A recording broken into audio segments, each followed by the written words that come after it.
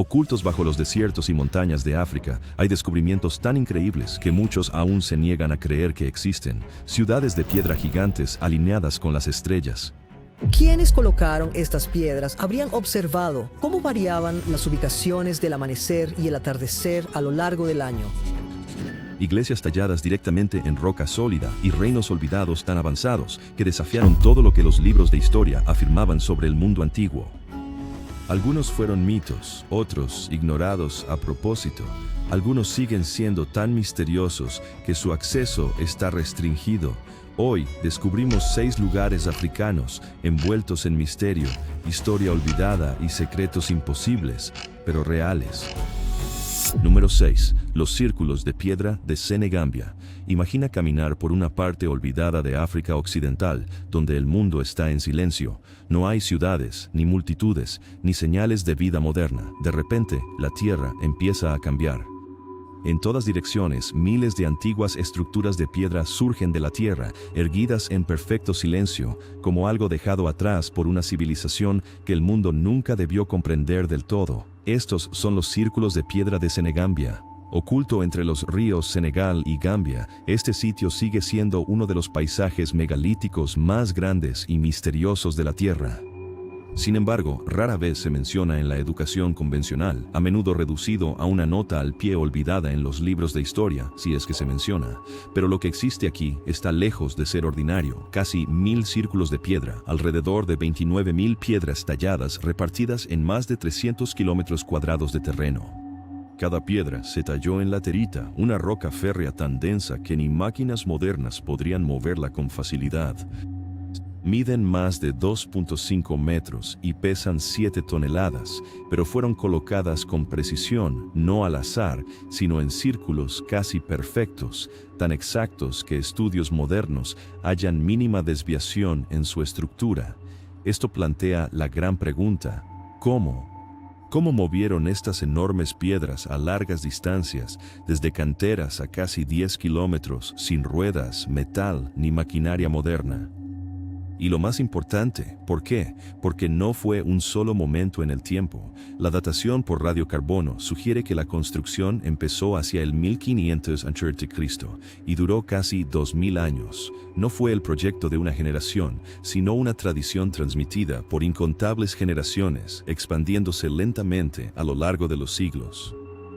Luego, algo aún más intrigante, muchos de estos círculos parecen alineados con el Sol, especialmente en salidas de fechas clave, lo que sugiere que quienes los construyeron no solo trabajaban la piedra, sino también el tiempo, la astronomía y los ciclos celestiales. En 2006, la UNESCO reconoció oficialmente el sitio como Patrimonio de la Humanidad, pero incluso en su documentación oficial queda un detalle sorprendente. El verdadero propósito de los círculos aún se desconoce. Lugares de entierro, espacios ceremoniales, marcadores astronómicos, no hay una respuesta confirmada, y las tradiciones orales locales añaden otra capa de misterio. Los pueblos Jola y Mandinka dicen que estas estructuras ya eran antiguas cuando llegaron sus antepasados, no construidas en la memoria registrada, sino heredadas de algo mucho más antiguo, algo cuya identidad se ha perdido. Algunos describen el sitio con profundo respeto, incluso con cautela, como si tuviera un significado que no puede explicarse plenamente con palabras. Y así el silencio permanece. Miles de piedras, cientos de círculos, miles de años de preguntas sin respuesta. Porque al final, los círculos de piedra de Senegambia no son solo un sitio arqueológico. Son mensajes sin lenguaje, un patrón sin autor conocido y un recordatorio de que gran parte de la historia antigua de África puede existir todavía fuera de la versión que nos enseñaron en los libros de texto. Número 5. Nabta Playa. En lo profundo del Sahara Meridional, donde la arena y el silencio infinito se extienden por el horizonte, hay un lugar que no debería tener sentido. Esto es el Egipto actual, cerca de la frontera con Sudán, una tierra tan seca y sin vida hoy en día que es casi imposible imaginar que alguna vez fue otra cosa, pero lo fue. Hace unos 11.000 años esto no era un desierto. Era un paisaje verde que rodeaba un vasto lago antiguo, un lugar donde las primeras comunidades humanas se reunían, vivían y construían. Este lugar se llama Nabta Playa y lo que se encontró aquí cambió todo lo que creíamos saber sobre la civilización temprana. En 1974, el antropólogo Fred Wendorf se topó con losas de piedra que sobresalían ligeramente de la superficie del desierto. Al principio parecían aleatorias, solo rocas dispersas enterradas por el tiempo, pero cuando comenzó la excavación surgió una imagen diferente. Esas piedras no eran aleatorias en absoluto. Formaban un círculo deliberado de 4 metros, colocadas allí con una clara y evidente intención. Entonces llegó la sorpresa. La estructura se alineaba con el solsticio de verano con total precisión, siguiendo el movimiento solar hasta el momento exacto. Aquello resultaba, de por sí, algo realmente extraordinario y fascinante. Pero Nabta Playa es incluso más antiguo que eso. Este sitio es anterior a Stonehenge por más de 5.000 años y a las pirámides de Egipto por casi 6.000 años. Mientras la mayor parte de la historia humana apenas comenzaba, alguien ya observaba el cielo con intención, rastreando el tiempo mediante el Sol, creando uno de los sistemas astronómicos más antiguos de la Tierra, y sin embargo, rara vez se menciona en la historia o astronomía convencional, ni griego, ni babilónico, ni egipcio. Está aquí. En el Sahara existen pruebas que sugieren que los humanos cartografiaban los cielos mucho antes de la ciencia, pero el misterio aún persiste. Bajo la arena, bloques de 30 toneladas, enterrados verticalmente a propósito, no cayeron, fueron colocados y alineados con gran precisión. Los investigadores descubrieron que ciertas piedras forman líneas que apuntan a estrellas de la constelación de Orión, un patrón que evoca la Gran Pirámide de Giza y sus alineaciones celestiales.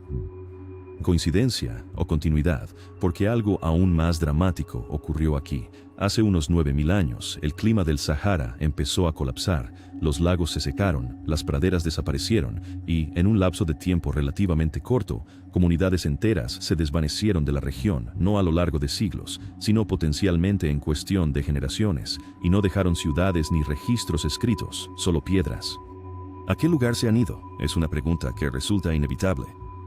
Algunos investigadores sugieren una migración hacia el Valle del Nilo, la misma región donde miles de años después, el antiguo Egipto se convertiría en una de las civilizaciones más avanzadas de la historia humana, lo que lleva a una posibilidad inquietante, que lo que llamamos Antiguo Egipto no haya sido el comienzo de algo nuevo, sino la continuación de algo aún más antiguo. Y si Nabta Playa dice la verdad, entonces los orígenes de la astronomía, la arquitectura y la civilización organizada podrían remontarse mucho más atrás en el pasado de África de lo que los libros de texto reconocen plenamente. Número 4. El Gran Zimbabue. En lo profundo del sur de África, en el corazón del actual Zimbabue, se alza una ruina tan poderosa que una vez obligó al mundo a cuestionar a quién se le permitía siquiera construir la historia. Este es el Gran Zimbabue. A primera vista son solo muros de piedra desgastados que surgen de la tierra, silenciosos bajo el sol, pero en cuanto te acercas, te das cuenta de que esto no es una ruina, es ingeniería. La construcción comenzó alrededor del siglo X y continuó durante varios cientos de años, formando lentamente uno de los complejos de piedra más avanzados del África subsahariana.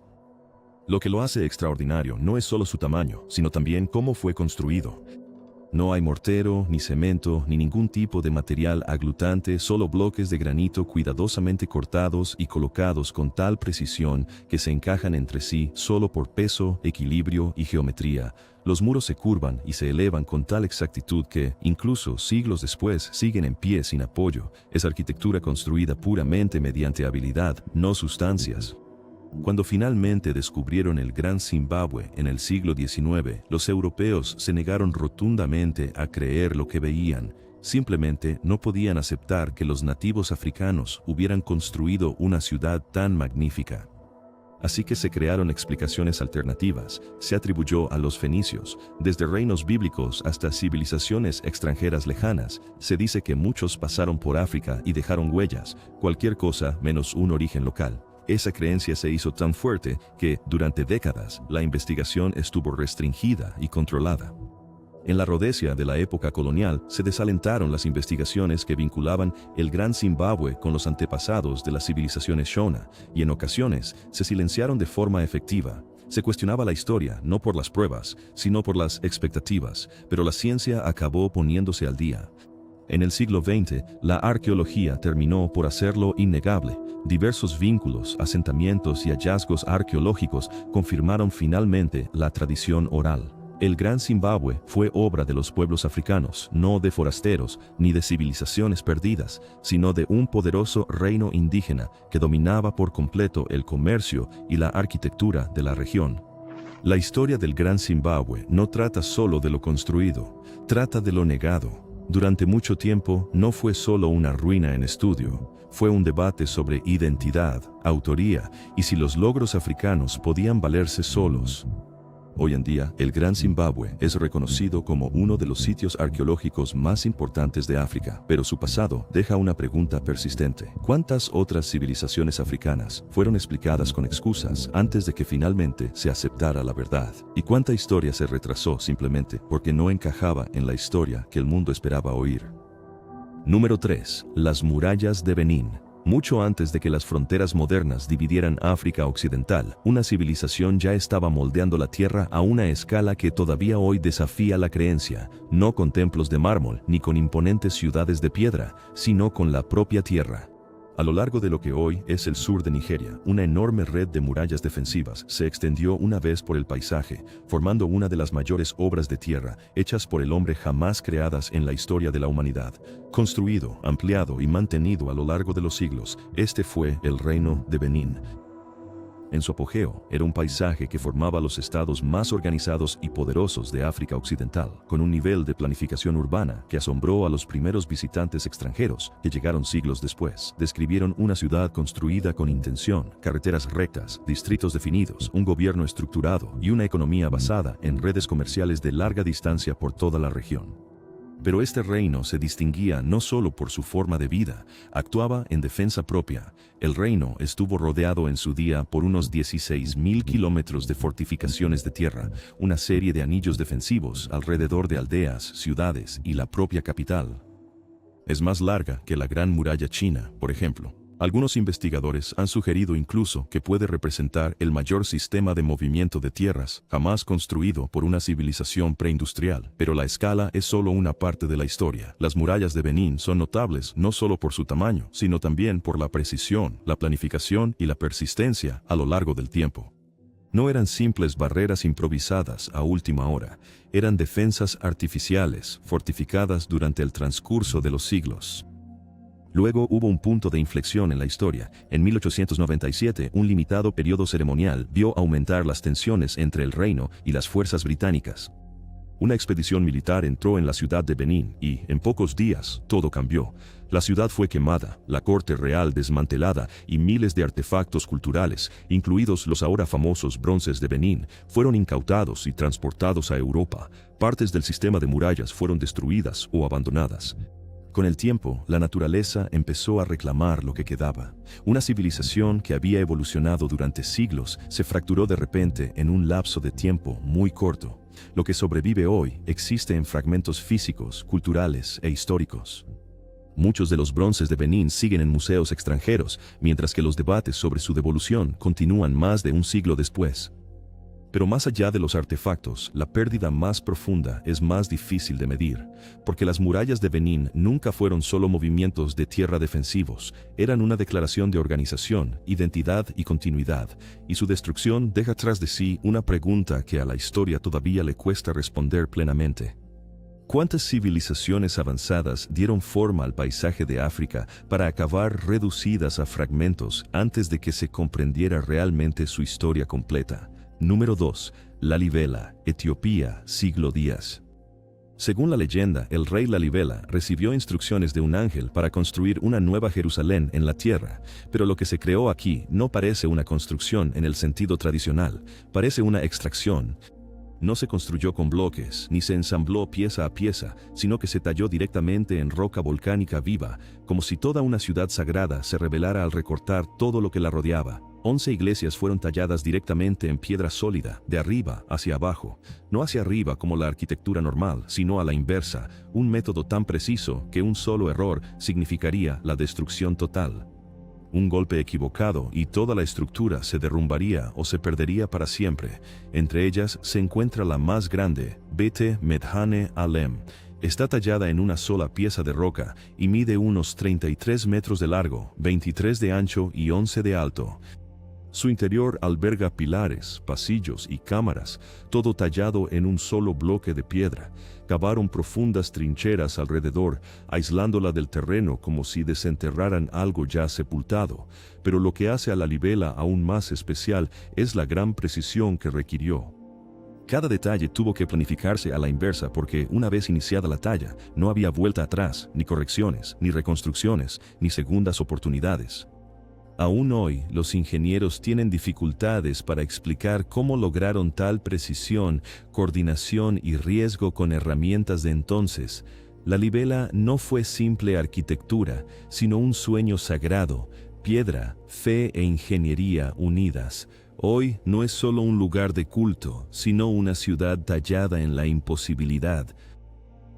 Número 1. Axum. Y así llegamos al lugar final, el que hace sentir que todo lo demás conducía aquí desde el principio.